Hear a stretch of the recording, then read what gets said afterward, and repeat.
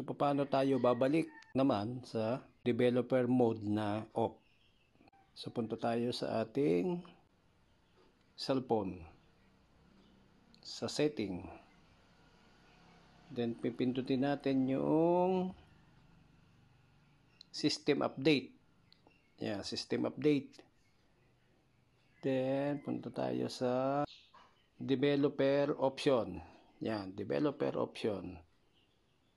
So, nakita nyo, naka-turn on ito kasi nag-update nga tayo nung isang araw. Kaya pala hindi ako maka-open. Tinurn on ko siya. Ngayon, ita-turn off natin. So, tayo ngayon ay naka-turn off na ang ating developer mode. So, balik na tayo sa ating application. Tingnan natin kung tayo ay makaka-open na. Oh, yan. Nakaka-open na.